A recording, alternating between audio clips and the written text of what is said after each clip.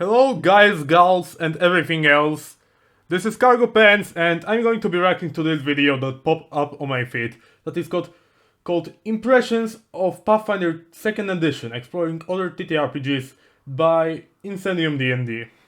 I'm going to give my perspective on this video. So, yeah, let me just adjust graphics. Oh wait, quality is already, change speed to normal, and play it. Like many members sure. of the D&D community, suffice it to say, the past few weeks have been a bit of an emotional roller coaster Yeah. I can relate. for me. Like many other content creators on this platform, I've done a lot of soul searching, trying to make decisions of whether or not covering 5th edition content is appropriate for me. And to be honest, my assessment of the situation at this time is even if Wizards of the Coast does everything we want them to do, which is looking less and less Yeah, I mean, that's highly unrealistic. likely that they will. We interrupt this program for an important news announcement. Yes. Yeah, they didn't change their OGL. But yeah, that only says so far that they won't change their OGL for D&D 5e, but you know, they can release a 60 or 1 D&D with a new license or other terms of agreements and stuff like that. I think that the damage they've Yes. done to the community is irrevocable. But Yes. for example, I agree. It damaged them so much that Paizo, their biggest competitor, the people that made Pathfinder 2nd Edition, literally sold 8 months worth of books in under 2 weeks, I think. I'm going to double check that. Yeah, exactly. even if I personally didn't want to abandon 5th edition D&D, 2 I weeks. don't think there's a market anymore for it because so many people have switched over to other systems. And like many other people, this whole damage to the D&D brand has caused me to look at other systems. Yeah, I actually looked at other systems before, and I realized, like, a year before that OGL drama started, that there exists an RPG called Cogent that is way better for homebrew and stuff, and Pathfinder 2nd Edition, which is way better for core gameplay. Everything that D&D does can be done better in other systems. And these other systems are just as good as the rest. Yeah, it's probably time to change Incendium D&D into Incendium TTRPG as a whole. Or Incendium RPG. Since one of my long-term goals is to publish third-party products. And right now, Paizo is the one Yeah, do that for Cogent. championing open platform gaming. So, seeing as the ORC seems to be a better deal on that front, That's I a went great ahead and deal. bought the Pathfinder 2nd Edition core rulebook. Thanks for doing that, but you didn't really need to do that since you can just go Archives of Nephis for 2nd edition. And you can, for example, search for anything like a troll. Yeah. Where he see. There's a troll. Everything for free. All of that. All of the races, all of the archetypes, which are basically just like subclasses that almost everyone can take. Classes. See, I can just play classes and all like 20 something classes are here. Now, just to be clear on my personal plans, Yes. I am not jumping ship on 5th edition D&D. Like I've said in a few various channels, Yeah. I'm not going to be doing product reviews or buying any more 5th edition content, but Yeah, I have sure. plenty of materials to go through now. My table has a Yeah, or you can just like, or you know, a lot of people just pirate it. Like 90% of people that I played with pirated D&D stuff. lot of fun with 5th edition as a system. And I think that I mean, that may be like an while overestimation, but not giving D&D its free advertising Around. is perfectly acceptable. And like I said in Yeah. my I'm not mad, I'm disappointed video, One of the things that I've been trying Yeah. to reconcile is the fact Sure. that this game has done so much good. I'm not going to allow Wizards of the Coast to keep impeding on my fun. Yeah, you can actually, if you want like D&D, you can just check out Project Black Flag, made by Cobalt Press. That's true to work like D&D. However, I've been meaning for a long time to purchase the Pathfinder 2 eCore rulebook anyway, mainly Yeah. because I've heard that there are a lot of really good things with this system. Yes, literally, like, first rule, have fun. Second rule, if a rule stops you from having fun, discuss it with the table, and then decide whether or not you should ignore that rule. Literally, homebrewing is like the second rule that exists. And some things that go against my design preferences. Hi, I'm John, and today we're going to be going over my initial impressions of Pathfinder 2nd Edition. Let's get into it. Yeah, Subscriber roll-off time. Sorry for skipping that little moment because, you know, there was music over it and I didn't want to get copyright strike. You know, if that wasn't the case, I would probably already record a video like Die Very Rough is the worst song or so. I'm going to roll a persuasion check. You're going to contest it with your own d20 roll. With my own d20 roll. Persuasion. Oh boy. I'm a Pathfinder player. And I have untrained improvisation. You don't realize that I have like plus 30 to will saves. If I roll higher, then it means that I've persuaded you to subscribe to our channel. Alright. I'ma do it anyways, no matter what you roll. Also, nat 20s don't work on skill checks in D&D. Here we go! Awesome! So today I got a 19. If you got below a 19, welcome to the channel. He has plus 0 to persuasion. Yeah, that's at least what I think. Based on the fact that he didn't add any modifiers.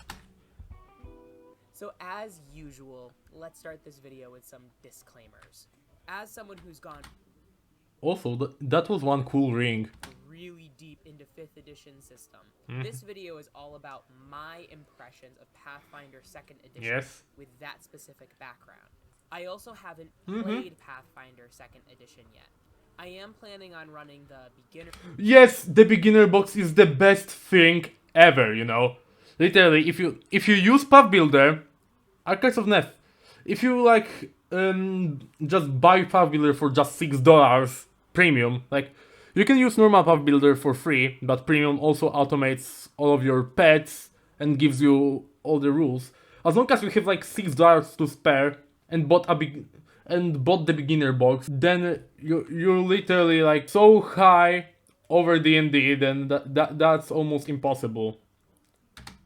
Box, but I just haven't had time. And I also thought it would be helpful to have an initial impressions video, and then Yeah, actually about initial impressions. The funny thing is that my first like campaign that I played in D&D, I really enjoyed it because it was like homebrewed a lot. But then when I like played someone who just goes by core rules, then it was just horrible.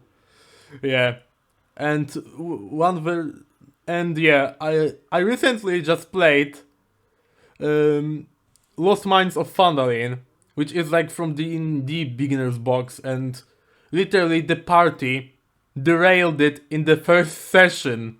Everyone just derailed it in the first session because it was boring.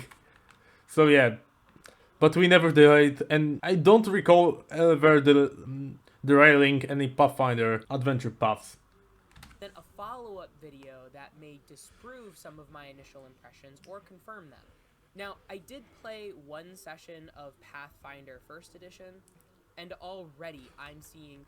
Yeah, Pathfinder 1st edition, I kind of liked it. It was like 3.5e. Like, of course, it was like a crunchy system, but Pathfinder 2nd edition takes all of the good stuff from there and makes it balanced and easy to get to.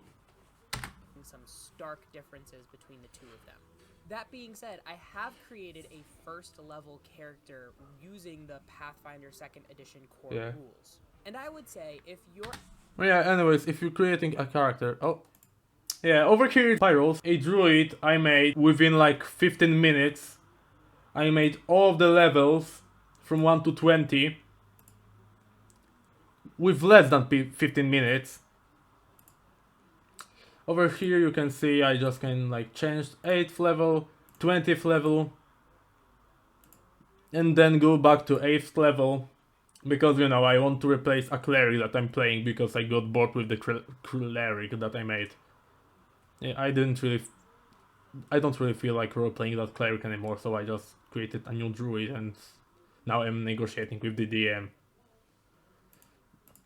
Or a pathfinder enthusiast or game master, rather than look at this video as things that I might have gotten right or things that I might have gotten wrong, I would use a lot of these initial impressions as a template of things to address or smooth over with any 5th edition veterans that might be apprehensive about switching systems. That being said, I have a lot of positive things to say about Pathfinder 2nd edition. Yeah. However, spoiler alert, I don't It's not owned by Hasbro, that's the most important thing. find the high points so high that at this time it's worth going through the pain of converting my whole table over to another system mid-campaign. Yeah, if you're going through a campaign, it is very rough to converting everything. Though I usually, when someone asks me like, "Hey yo, see that's my character shit," and please just convert it. When someone like DMs me, then I just usually change their characters if they just send me like a PNG of a character sheet or so. I think the best way to put my perspective right now is that I am skeptically open-minded. Yeah, sure. Yeah, if there, you should have divided this into sections. That's my little thing. I feel that could have been done better.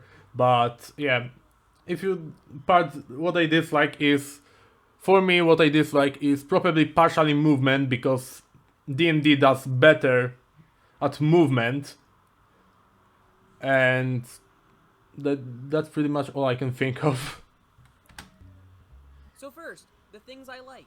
And again, these are things I really like. Yes. Let's start with Pathfinder 2nd Edition's action economy. One of the best things. Actually, one of the things I actually do homebrew, because there are two things I homebrew for Pathfinder only, is that when you use a move action to get movement, you get a movement bar, which works just like movement in D&D, but just per like, you have like 25 feet of movement, then you just use one action to get 25 feet of movement. Not like in core rules where you just move 25 feet, or in D&D where you just have it at the start and you can't do anything with it. And I homebrew recall knowledge because recalling knowledge is a bit too vague, so I just homebrewed it to be like better. I ask myself when reading through a board game or TTRPG is, how clear are the choices that I can make, and how easy is it to understand their implication? Yeah, it's actually really easy with Pathfinder. As long as you just, okay, I'm a hard hitter, I just pick stuff that to pick hard and just put as much points as I can into strength, then and some of points into constitution, then you're okay. I have a whole other video called Complexity versus Depth you can watch for more on that. But to this I'm gonna watch that day, later. I still have players that I've been playing with for years that sometimes get mixed up with specific rules involving 5th edition's movement, action, and bonus action. Sure. Some things like standing from prone, jumping, interacting with an Yeah, that's really confusing, and I really hate that about D&D. object and drawing weapons are categorized under movement, but interacting with objects past your one free object interaction as part of your movement is an action. Yeah. A lot of the times, I see a lot of my players, myself included, multi-class into rogue and sorcerer in order to... Without getting the necessary points for multi-classing, yeah. In D&D, nobody really plays core D&D. Everyone homebrew everyone homebrews it. Even like natural 20s are outside of attacks. Outside of attacks, natural 20s and natural 1s are all just homebrew. Outside of attacking. To develop a reliable bonus action to use as part of their action economy. And this mechanical manipulation of 5th edition's leveling progression creates these wide power gaps between multi-classed characters and single-class. Yeah, Pathfinder does multiclassing way better. Probably the best. Pathfinder is actually the best at multiclassing out of everything. Out of every system. Characters. Are you ready to play, Runt? Playtime is over, Kaiba. Yeah, about like multiclassing. I only do multiclassing if my character is like suboptimal and it's bad compared to other classes. Usually. Or if I'm playing with a ranger that chose some weak subclass and a monk. But outside of that, I usually just use like multiclassing to give one level of hexblade to like a bard of swords, like college sword bard.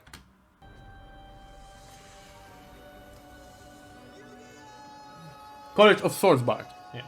Yeah. Yes. Yu-Gi-Oh. Very cool.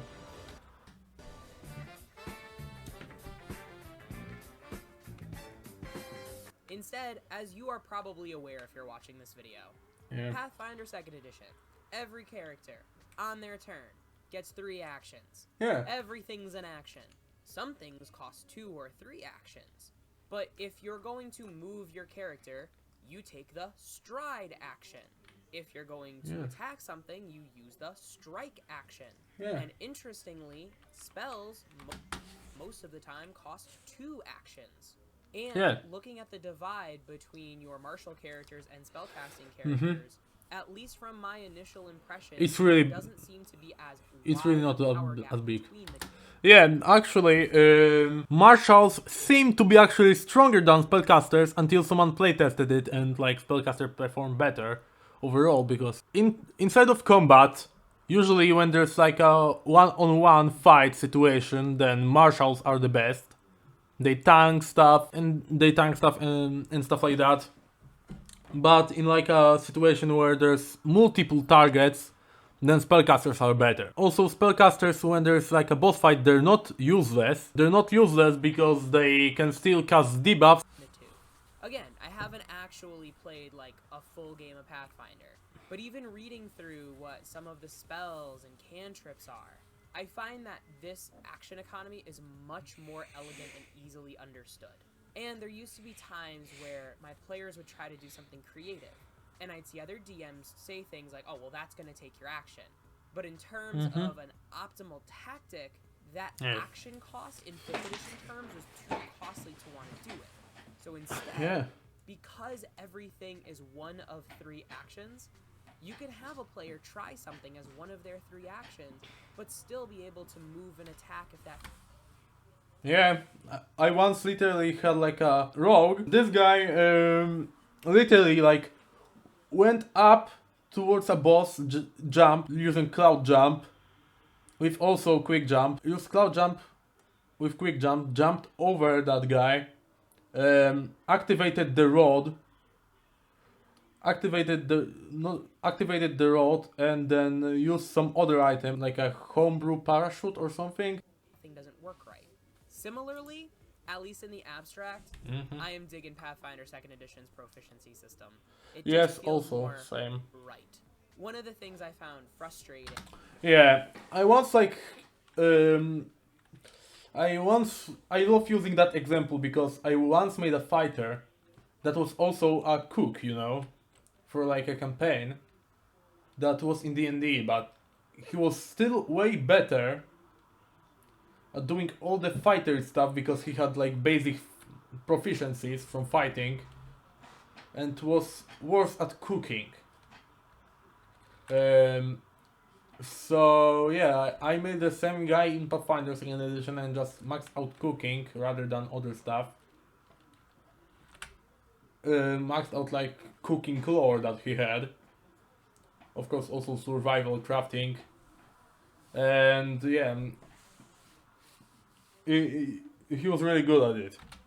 From the one time I was guided through a Pathfinder first edition character was that you had individual skill ranks and all this micromanaging of modifiers and stuff. And then when I actually Craft builder. spent like 4 times as much work creating that Pathfinder first edition character than I would a 5th edition character, but the experience was almost exactly the same. I still rolled ability checks the same way. My spells weren't super different in terms of functionality. Now that being said, 5th edition's proficiency system is a little too universal. It feels kind of watered down.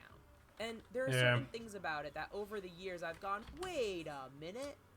Like saving throws. Only your saving throws that you're proficient in from character creation end up getting stronger. Yeah, there's the resilience feat or whatever, but there's no... Resilient, but yeah. Over here in Pathfinder you have like auto-scaling saving throws, and also like auto-scaling, how is it called yet again? Yeah, perception. no way to show that your character is increasing specific things rather than just the blanket leveling up process. In Pathfinder 2nd Edition, there are 5 ranks of proficiency. There's Untrained, you don't get a bonus. Trained is a bonus of 2 plus your level. Expert is 4 plus your level. Master is 6 plus your level. And Legendary is 8 plus your level. If you like ever want to play Pathfinder, then just hit me up. I have some free time. Now the plus your level thing is where they start to lose me. Well, more on that later. But whereas in 5th edition, I feel expertise is overpowered because you're doubling your proficiency bonus. The scaling gets whacked. It's kind of cool to create a fighter and have them be trained in will saves, but be experts in fortitude and reflex, versus a wizard, which is only expert at will. trained in fortitude and reflex, but an expert in will. And a lot of times when you look at the chassis of each character class, somewhere around level 6 or 7, a lot of times it'll say something like, oh, this saving throw proficiency that you're trained in, you're now an expert in. And it just shows how, like... Sorry for that, once again, forgot to mute my phone. This is not a cargo video if someone doesn't interrupt me.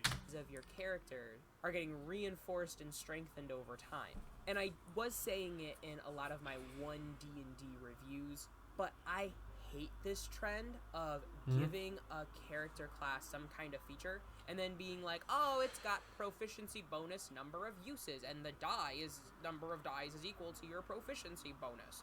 And your proficiency bonus... That's like only thing that keeps D&D somewhat balanced, but it's really annoying. Having the math unified by like one set trajectory just makes the game feel bland. Oh, by the way, something I mentioned way back in my Taldore Reborn video is I like when a book is, I don't know, organized. I don't know how well the camera is really picking this up. But you see, individual sections... I love this about Pathfinder because Pathfinder books are really organized so well. Core rulebook have bleed tabs, meaning that there's a sidebar on each page. And I love there's this a so little much. tab selected for whichever I love part of this the book you're in, and then you can see through the tabs how to get to each section. You don't need to like wait, I forgot to say, because once again that's the second.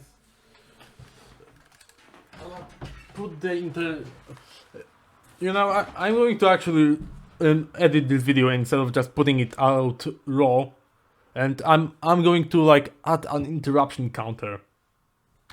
So it makes navigating the physical book way easier. I love it. The only thing they're missing is a ribbon bookmark thing. Another thing I noticed is that I agree. Frequently, the Pathfinder core rulebook will include reminder text many times. Yeah, also It's essentially at the same price as D&D rulebooks, pretty much, but has double the amount of pages, because core rulebook is both player's handbook and dungeon master's guide. So like in each class, it reminds Yes. you where it's relevant, what a flourish is, and what that means. They describe attack Yeah. rolls in more than one place and how you calculate damage from a melee versus a ranged That's attack. That's really helpful. That's really Even helpful, though yeah, it's and cool. repetitive, it's a great reminder of the game's underlying mechanics in sections where it makes. Yeah, with D&D, often at pretty much every table we just forgot rules and then just like only after the session realized that, oh, the rule was different. sense. I do have some other things that I like about this system, Yes. but my thoughts are nowhere near as in-depth. But let's still run them down anyways. Yeah. Bulk. I love that there's an encumbrance system. And I also love that Same. it's abstracted to account for both weight and volume and just general Yes. awkwardness. Critical That's good. specialization effects. It kind of drove me a little bit Yeah, bonkers toward that's the really end of my cool. 5th edition run. How things That's like really great cool. axes and great swords, like, there didn't really seem to be a lot of meaningful difference between them. Both deal slashing damage, but this one has versatile P, which means that instead of slashing you can deal piercing damage, which allows you to actually usually decide that allows you to decide between two damages, so you can like bypass resistances easier. Because you know, for example, Mammoth has a weakness to slashing damage. Not a Mammoth normal, a zombie Mammoth has weakness to slashing damage. Yes, there are multiple types of zombies, so that's why I love it. So you can decide between this and, for example, if you're fighting something else that doesn't have that has a resistance to slashing or a weakness to piercing, then you can just switch to piercing. And Great Axe doesn't have this, but it has sweep trade.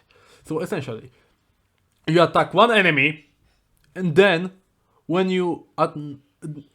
during the same turn, if you attack another enemy that is not that enemy, then you get +1 to hit. Which is not only +1 to... And as I always say, +1 to hit is also +1 to crit. And this is really good at Ranger. If you have like a Flourish Ranger, then it allows you to just like spam attacks a lot. And this makes it really cool on a Ranger. Critical specialization effects make weapon selection Yes. more meaningful. Degrees Yeah. of success. One criticism I've held for 5th edition for a while Yes. is its reliance on binary resolution. Either you succeed Yes. or didn't succeed. In fact, in the 1D&D playtest, I was pretty excited when Nat 1s and Nat 20s were finally Yeah. going to be introduced. In Pathfinder, not only can you succeed or fail, you can also critically succeed or Yes. critically fail. Yes. And you can either get that with a Nat 20 or a Yeah, I know you can like say critically succeed, critical fail, but over here as cool kids, we say crit when you critically succeed and fumble when you critically fail. Yeah, guess who was that like an impression of like what character was that impression of? Nat 1 respectively. Or Tell me that in comments or so. if your success or failure on the check is by 10 Yeah. or more. And I like how the different spells have different parameters for if they get a critical success, it means this, versus a regular success, which means that. I think it makes the game a little bit more complicated, but it's a Yes. good kind of complicated. It actually adds depth to the amount of surprise that can happen at the table.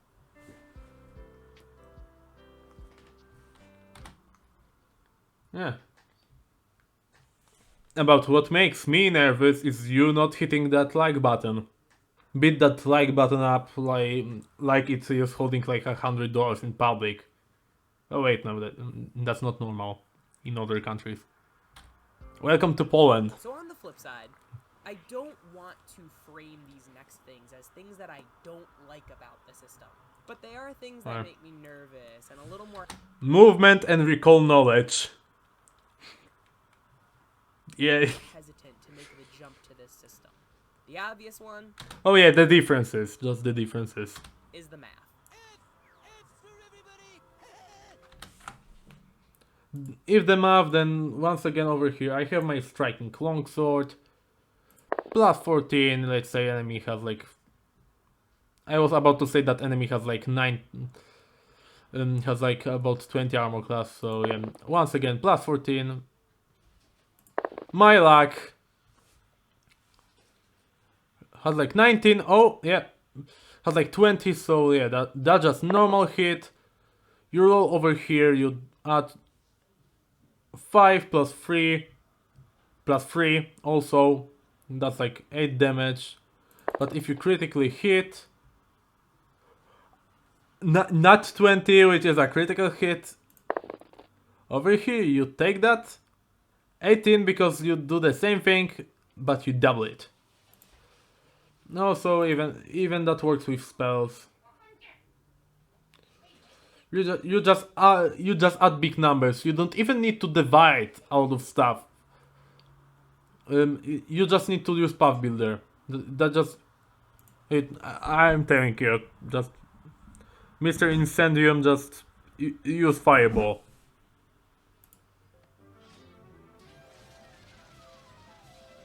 Unlike 5th edition, I don't want to keep track of 5 different things to add to my modifier. I'm cool with ability score and proficiency. But when you start giving me item bonuses and status bonuses... Yeah, status bonus is only if someone like casts a spell at you. And it's usually not bonuses.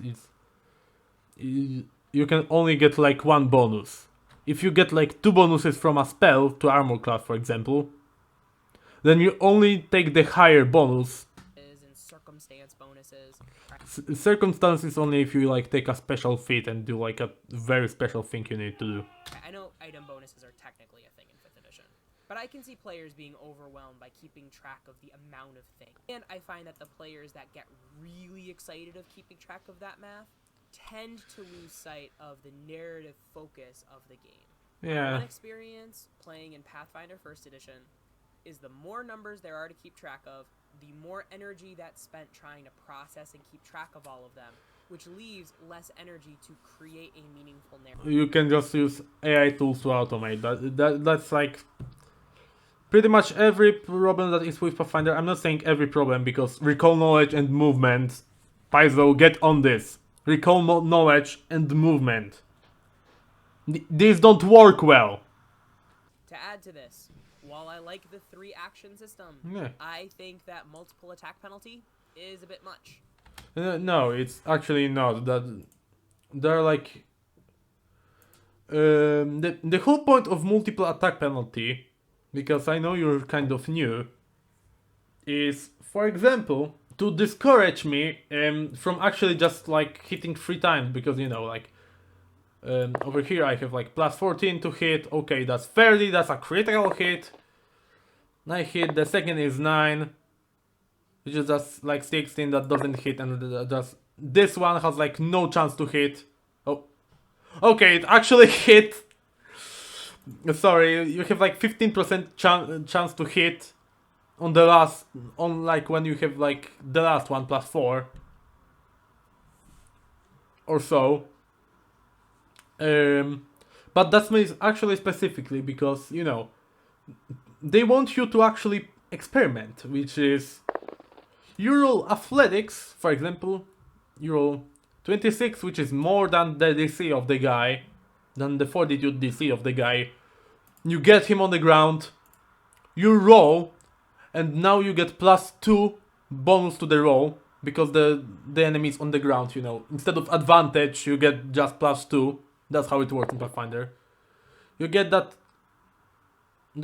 Okay, that was 18, that's plus 2. Then you have like exactly 20. You hit that, you hit the enemy for damage, and then you use the second attack. Once again, it's plus 2 where you hit, once again in an actually deal. Usually it's built for, you either use, you either move to enemy, hit twice, or you use a skill, and then hit twice. Unless you are a mage, where you, instead of hitting twice, you cast a spell, or in some cases of martials, For example, if you're a fighter, you use doubles. You use like the double slice or power attack. Unless you are a swashbuckler, then you're really weird with action economy. I get from a design perspective that Yes. it's balanced. 4th edition D&D was also balanced. That doesn't mean it was well received. Yeah. I haven't played this system yet. I'm planning on running the beginner's box. Yeah. My mind can be changed. But like Yes. I said at the outset, Sure. something about the system that's making me a little nervous. To go back to the proficiency Yeah, I actually get when you're a first time player, I was kind of nervous because I thought Pathfinder was crunchy, but then I just realized, but then the guy just told me, hey, use Path Builder to create your character, it will make it easier, and I was like, wow, this took me like half as much, this took me like a third of the time that it took me to build a 5e character. stuff. One thing that Because you know I was literally not really having fun because I started to like getting bored of role playing my cleric and also bored of being a heal bot, so I decided to like make a mix of like a damaging and support caster.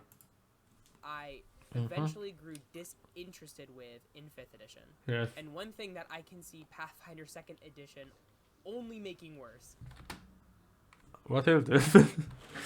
That is actually getting me a little nervous. is scaling. I've been reading a lot of opinions on the fact that a first level Pathfinder character is doing, you know, like saving the cat from the tree, fighting Yeah. the kobolds in the cave. Yeah, that's pretty much it, yeah.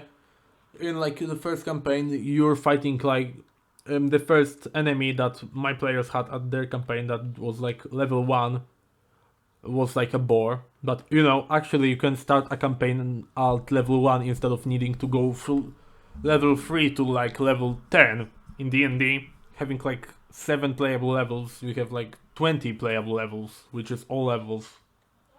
Yeah, so that scaling is kind of weird, but you know, you can somehow work around this if you have the time as a GM.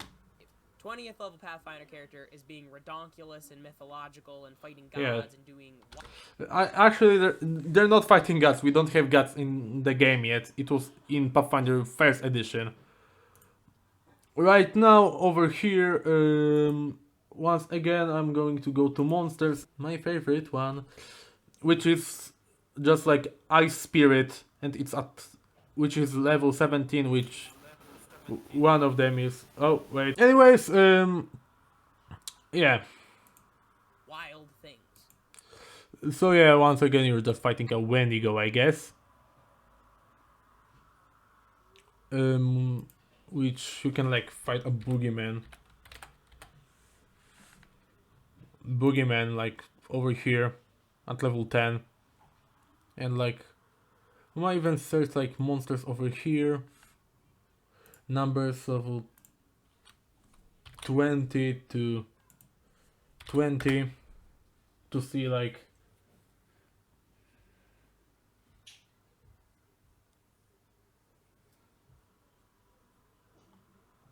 see over here you just like, for example, level 20 is like Pitfint, you're just fighting a big demon, which is, I think, like,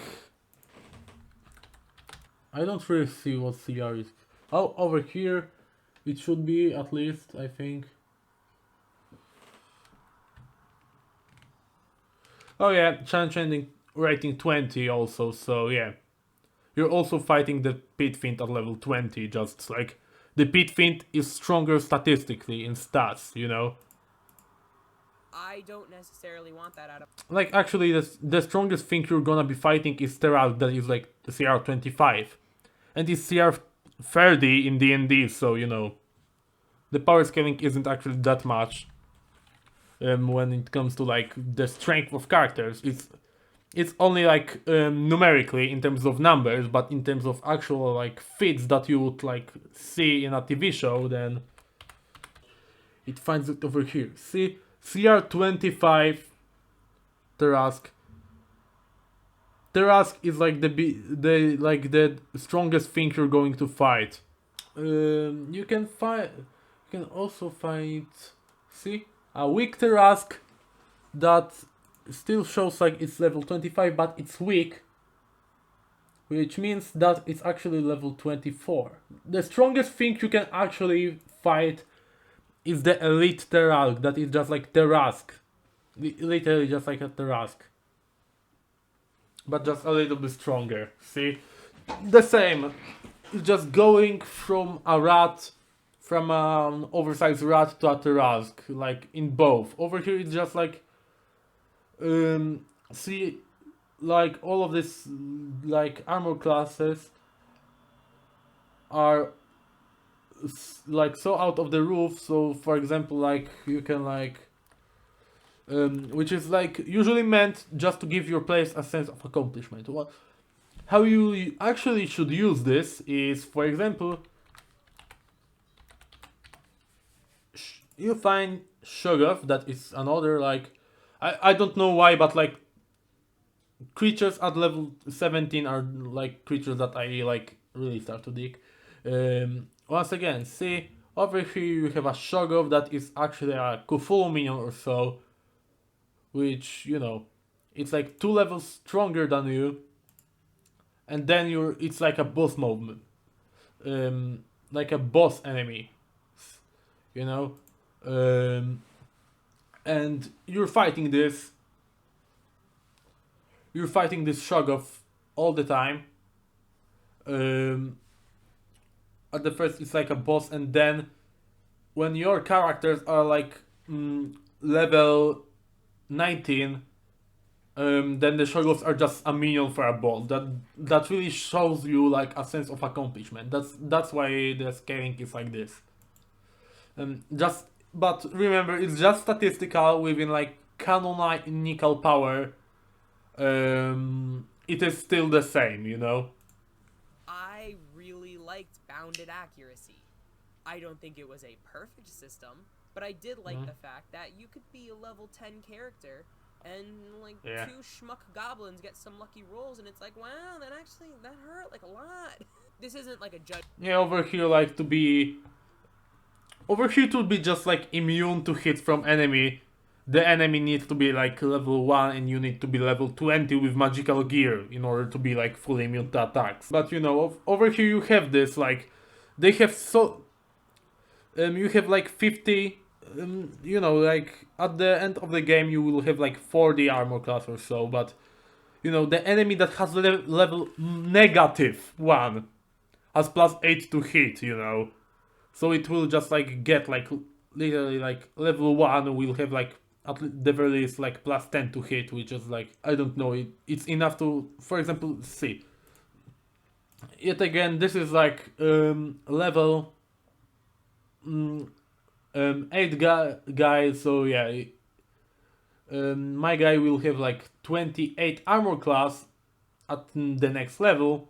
Okay, I'm gonna just raise a shield to symbolize it. At the 10th level it will have like 28 armor class, so you know, the goblin that is -1 will have like just like 5% chance, but you know, if you have like a lucky roll with a goblin that just like rolls about 18 or 17, then you start getting hits that's like 11 damage, then another hit from another goblin just like 24 damage, and just like 32 damage, and just like that's how you have like a fourth of your HP missing. So yeah, you see, it's actually like that. Just like you're saying. Judgment of how well it's designed. It's just my personal preference as a player is to have the system a little more grounded and to have the math a little bit more bound. Yes. It might be why I like Magic instead of Yu-Gi-Oh! On the subject of underlying math, something else that makes me kind of nervous is the role of meaningful choices. When I was first going through the Pathfinder 2nd Edition core rulebook for myself, I found the feat building system and how ancestries were presented. Yeah, actually, the funny thing is that past level 1, everything like level 2 to like every later level you can just change by using retraining pretty much. And all that stuff, I found the system very customizable. There were a lot of build options. I could see a lot of different paths that my character could take. And there's a difference between having options when building a character versus having an option when a character is in gameplay. I mean, you have a lot of options to attack. The whole thing is that in Pathfinder, you know, every feat, which is just Order Explorer, it allows me to just like, instead of just making my fire stronger, which would be the case in D&D probably, like, we're here, see, we have like combustion, make my combustion deal more damage. Instead of that, I get Leaf Order, which then Order Spell, and I have Good Berry, which gives me an option also to be like a healing support. Now right now I made like 4 berries that each heals like 9 hit points or so. And now I also have a little bit of an option that if I use my resources I could use for like dealing damage. I can use them to soak up damage, I can use them to heal damage, I can use them to crowd control,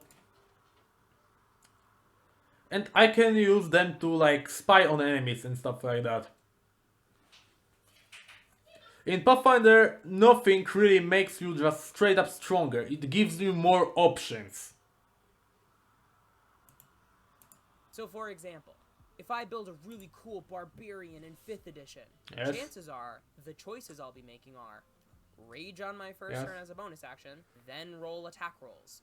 It's not like I'm expending a lot of resources or I'm making a lot of choices with things that I could do with my attack action. One of the reasons I'd been so hesitant to look at Pathfinder 2nd edition until now is that Cody from Taking 20 released a video a few years ago, I'm pretty sure, where he just talked about how he had been a real champion for 2nd edition Pathfinder, but he was playing a game and he got to like 10th level with his party. Actually, the whole thing is, in the game, is the experience the same. I was about to like record this video, but I know that this guy has like big fan base that would go after me, where I literally just wanted to see and show this guy that this guy was not really correct on that video, because, for example, in Pathfinder it is really easy to just like make your enemies, weaker enemies, just like literally, even if you have like, okay, but I need to fight,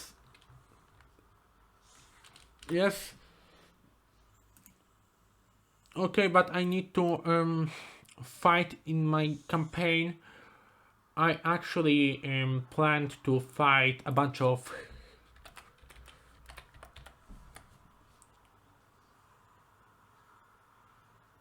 for example, a bunch of hellbound attorneys, for example, that are level 4, and the fights are getting like bigger, and I don't want to change the fight. Then you can just like one press of our button. Weak. Now it's a level 3 creature. Over here, even you have like. Over here you have an encounter calculator, you have 4 players, all of them are level 4, and the long enemy is just like level 6 enemy. I actually had like one problem that was very similar, but I actually fixed the problem where I make 2 enemies and make this enemy 2 levels weaker over here, so you know, it's just the same power overall, but they will essentially just have greater attack power because there will be like 2 of them, but overall it will be way easier to get rid of them. For example, you want to make a severe encounter that is like a encounter, but you already plan to like make it like this, and now my players are not feeling good. Then just like just press the weak button, and right now you have this. That's really easy. See, over here everything is worse than it returns, and they're stronger. it's actually like pretty easy if you're doing this. This whole video were just like repetitiveness. Literally really hit me hard because my entire thing with Pathfinder is that you can change every choice you do. Literally, like core rulebook. Literally. What is this? What is this? What is this? And everything in Pathfinder, once again, you don't need to play the most optimal way possible. That's the whole point of Pathfinder, and additionally, everything you choose instead of making you just simply stronger gives you more options. Only thing that make you simply stronger are, for example, Oath of the Dragon Slayer, which makes you stronger, a bit stronger, like +1 to hit, but only on dragons. See, Goodberry, once again, I can heal, but I don't want... I got a bit bored by healing. Over here, burst damage. I'm kind of bored of just doing damage. I can go back to healing. Well, no, now I want to control the area. Now I want to do crowd control. Where, once again, D&D, you just hit and hit and hit. While in Pathfinder, you can do everything of that. All of these things. And you can also just use your downtime to retrain and just change any feat you want, and any feat, see, you can just the skill proficiencies, you can change the class feats. You can literally just retrain, just like, okay. And even you don't really need to spend that week of break, you can just like ask your DM. While in D&D, the choices you make that can just like change up your character a bit to make it feel fresh would change the whole character. Which is complete BS in my opinion. So yeah, getting quicker through battles just make easier battles. You know? Or just like literally make more enemies but make the enemies weaker, so the enemies fall down faster but they can deal more damage. You can do this, that way you can keep this. In my opinion, if you really think about like the repetitiveness of stuff like that, like this taking 20 guy, then you're probably a bad DM in my personal opinion, because I literally, when my players got bored by fighting an owlbear, that was really strong and it was tanking, then next time I just tried to make a battle that was just like 7 hellhounds. They got about as much damage as they did from the owlbear, but they defeated them in like 2 turns or so. By 2 turns I mean like everyone took at least 2 turns, almost everyone, like half of players took 2 turns, half of players took 1 turn. And that's how it was, like literally all you need to do is be a mindful DM. That's all you really need to do. That was like the most infuriating video I watched, because I literally saw through this, I thought about this for like more than 2 seconds, and I saw even more solutions. Every minute of this video provided with more solutions for the problem that this guy created.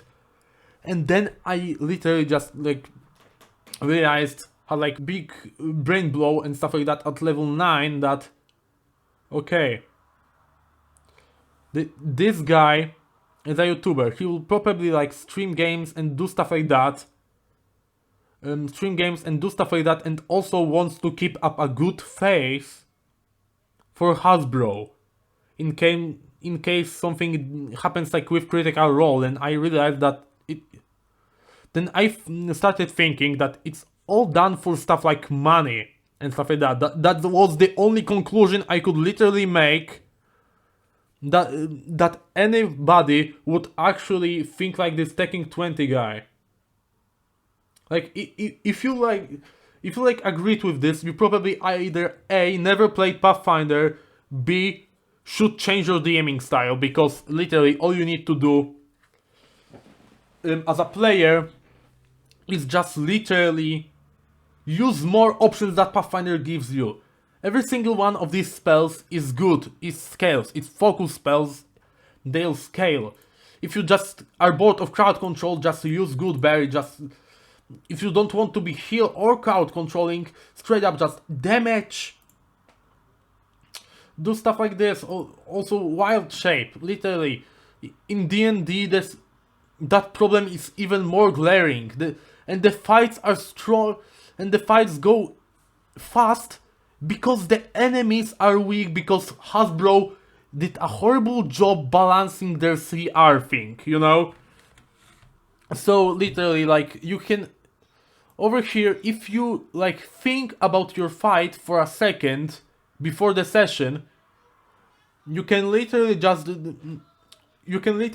make this fight way better, you know, by just thinking about this for 5 seconds, deciding, changing amount of your creatures, changing the strength of your creatures. Literally, that's all you need to do in Pathfinder to make the combat feel better.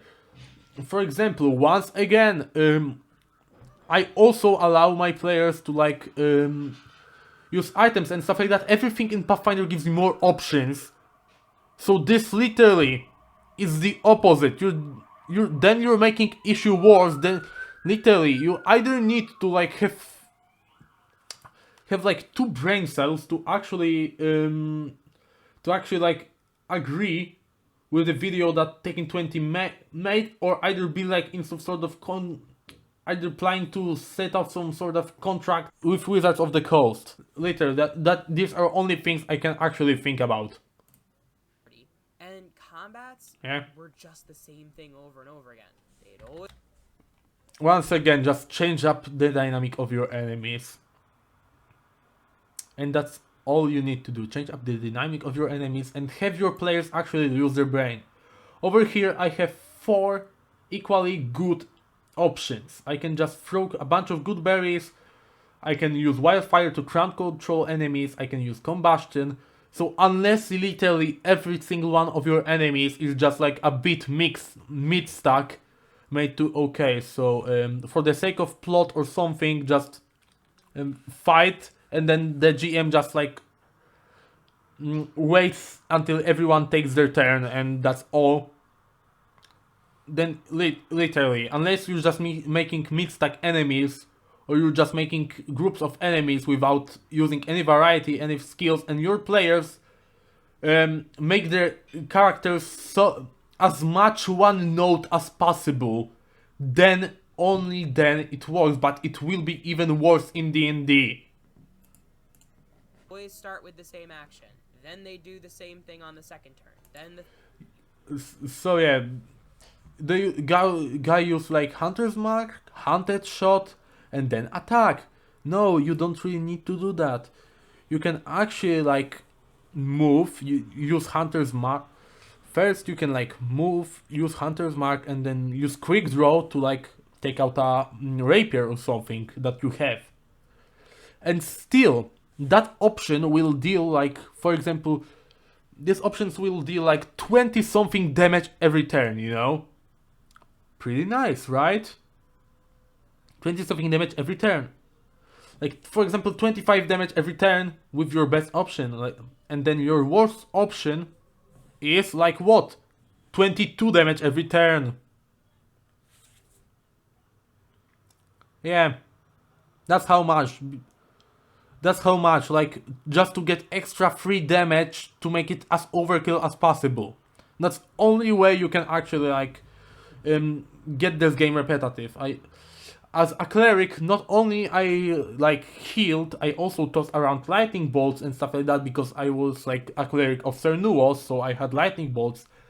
And only reason I got actually bored of the character was because I didn't do everything on the same turn. Like literally, on one turn I used like lightning bolt, on one turn I used true strike, then I shot the enemy, and then I hit behind my buckler, and it was all pretty much optimal.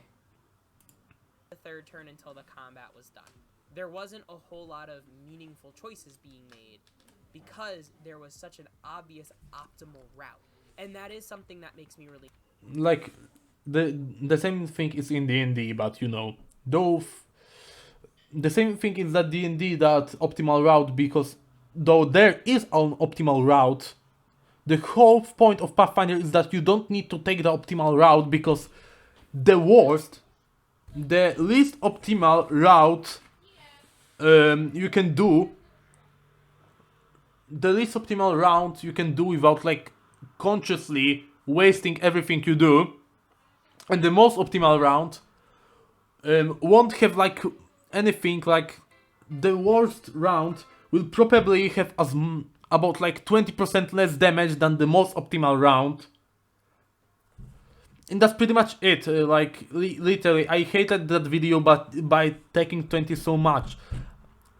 Like I reacted to a video where just a guy said that D&D is better at 3 things, and then I just respectfully say, okay, I disagree from my personal experience, but taking 20's video is so obviously incorrect that it doesn't even feel like it is an opinion or a fact. It just feels like it's an excuse he made up on the spot after a party or something. Nervous, and I can see happening looking at how the different feats work together. There's a lot of things that will change modifiers. So for example, Bless gives you a +1 status bonus to something. And there's lots. Yeah, Bless, wait, let me just check what Bless does. Like, it's pretty much, I think, attack rolls.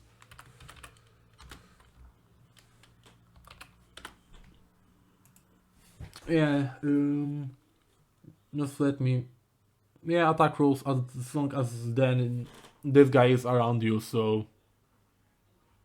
Yeah, you just usually use this, and then on your next turn, you then attack and do stuff like that. Most combats last like 3 turns in Pathfinder from my experience, so yeah.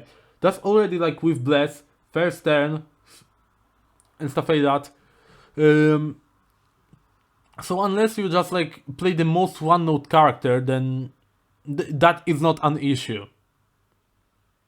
With D&D, even the divide of actions is made so it looks like it's specifically made just for you to repeat stuff. Well, you have 3 actions over here, like Bless. Using Bless 2 times in a row won't do anything. So the next turn you possibly like try to attack and then probably like cast a heal spell or something. Or attack twice and raise your shield. You have so many options, and all of them are optimal, with like a difference being maximal difference being 20%, as long as you're not just like walking in circles or just literally dodging. As long as you're trying to do something that will actually have an effect, the difference between like doing other things that will have an effect won't be bigger than like 20% difference in damage, or 20% in damage and healing. All you should actually see for battle is preventing the damage by dealing damage or healing damage. As long as you keep this in mind, your game should not be boring and repetitive. Sorry for the big run, but literally that video that Taking 20 made me really angry. Lots of ways to like give -2 to your enemy or +3 for your ally. But I don't see a lot of choices being made, in the sense that you have 2 or 3 different attack options and you're trying to determine which one is the best one to use for this turn. Yeah, actually there is. For example, with Fighter you can choose like double slice and power attack.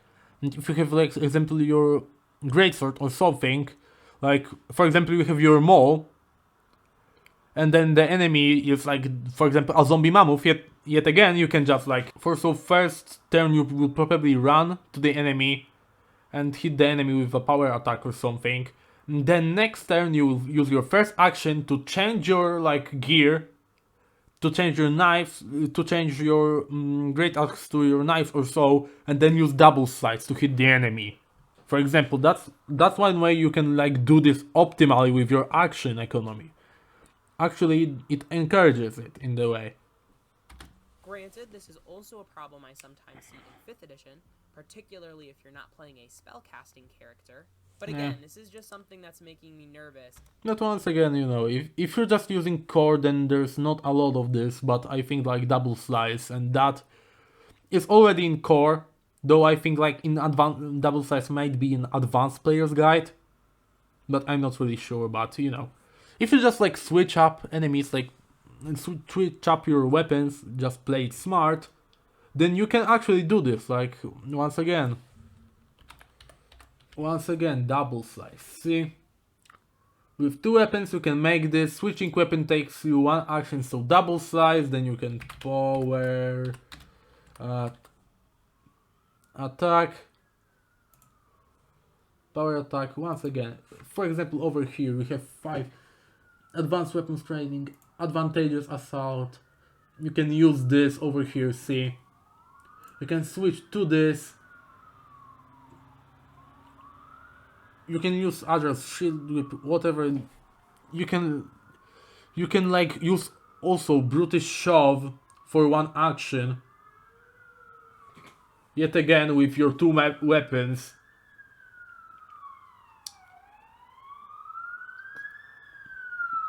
So yeah, that's not actually an issue. I know that a new player might see this as an issue at first, but when you actually get to know your character and stuff like that, then it actually becomes way easier. Because, for example, Dragon Barbarian not only just hits enemies and stuff like that, but also the Barbarian can just like throw up fire and stuff like that, you know, like if you move, if you have already a hammer in hand and move to the mammoth, then you might as well use power attack to deal damage, and then on the next turn, you normally, just to get advantage of the mammoth's weakness to slashing, you change your weapons then and use double slice for 2 actions. That way you can balance action economy and think about this really smart. And I do plan on playing the beginner's box. Take a shot for every time I say that this video. Last thing is another personal thing. Yeah. I don't really dig the archetype system. I liked 5th edition multi-classing. I actually think there's a cooler way to do custom classing with the material I'm seeing. Yeah, but you know, D&D multi-classing, the whole point is that it's unbalanced and so strong because, you know, you just get stuff like this. For example, Flurry of Blows normally, if you have monastic weaponry, it can be used with weapons, so fighter won't min-max and abuse this. Flurry of Blows, if you take like a monk dedication, Flurry of Blows is only available since level 10. That way it balances out every single thing out of these things. Roll with the video. But I don't know what it is about the archetypes. Yeah. I just, as I'm reading them, I'm like, Yeah. eh. Yeah, I know that was my first reaction, but you know, when you actually like, you just think at the start, but when you actually get to know it and for example use the thing I really love that is called actually in character options. Once again, sorry for that. In character options we can have you can just like take this Game Master Guide to Free Archetype, which essentially every time you get a class feat, so every even level over here at level 4, 6 and stuff like that, you will get a bonus feat that you can only use on archetypes. And then when you say it, it gives you way more options, and then you see just how cool archetypes are, you know. And so yeah, actually the first time you shouldn't like use archetype, but you know, you should just generally use this on the later campaigns you play. You should actually use the free archetype variant rule, and then you will start liking archetypes. I mean, I say real like it's granted, but you know, I'm just speaking from personal experience. Sure, you could optimize with it or whatever, but I'm way less excited to use Pathfinder's archetype system than I am to multi-class characters in 5th edition.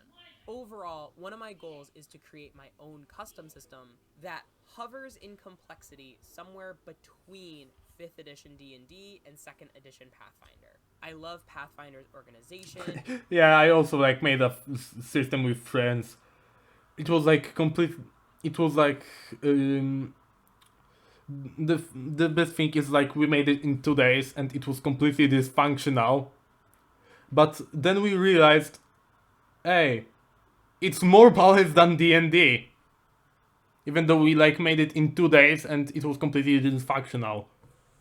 And how the feats level, its 3-action economy, and its proficiency system. But I still like the math of 5th edition, and I like the concept of bounded accuracy. So if some of the math got consolidated in the Pathfinder system, and the scale of it was more toward the bounded accuracy model, I could see a best of both worlds scenario. Yeah, I mean, it's kind of bounded accuracy as you like expected it. A bunch of few lucky rolls. Especially if, for example, the goblin has some sort of weapon that has like critical specialization, then they can actually deal a lot of damage to you. But you will also get rid of them quick, you know. It works the same way as 5th edition, but it's more light on DMs, at least, from my experience. But, you know, all that really matters is your personal fun. And, you know, if you ever, like, need someone to play with, or a DM, then... So far, I, you know, am kind of free for playing because, you know, like, my friends started playing with another group and stuff like that, so we have sessions, like, way less often in the week, so I'm available as both a player and both as a DM. But I want to know what you have to think. What things about Pathfinder 2nd edition did I get wrong? Did I get anything right? Yeah, I mean, you got a bunch of things right, mostly in positives, and like, sure, and a lot of things make you nervous when you start playing, but you know, these are just things that you should get used to. But yeah, with like proficiency level and stuff like that, you got it right, but with the like linearity and just like repetitiveness, then I think you got it wrong. Because of this whole OGL thing, have you made the jump from D&D to Pathfinder? Not because of OGL, it was actually like 1 year before that, when I just realized that D&D is just like Pathfinder, but has a way higher budget but lower quality. Or, like me, are you still gonna play out 5th edition for a little bit? I can also play 5th edition, but you know, I'm not really a fan of 5th edition. I'm not really like a fan of 5th edition's balancing, especially because it makes it way harder for the DMs. Only thing that actually like 3 things like 5th edition does right for me is legendary actions, movement, and also yeah, actually that's only actually 2 things. Yeah.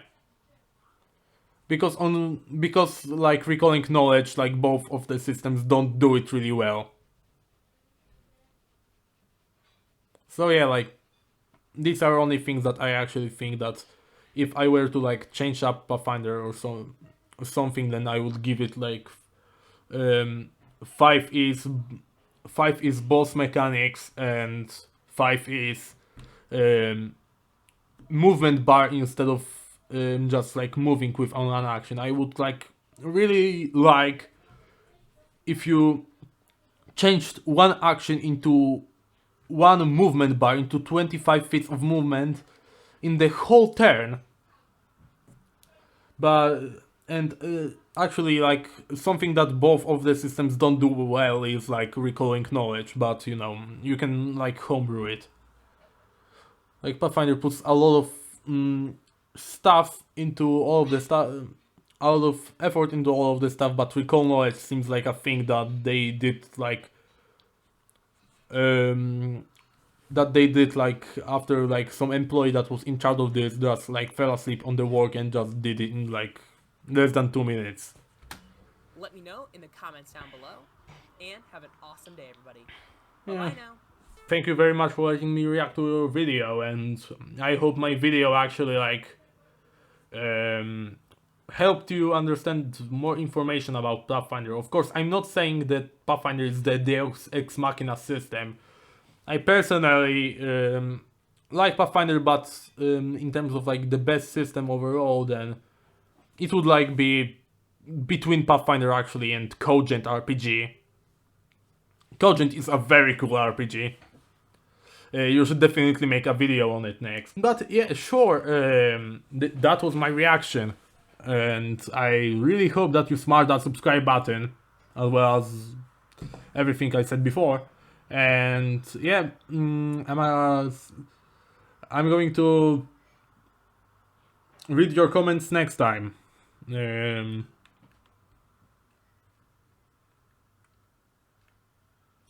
gonna go eat something.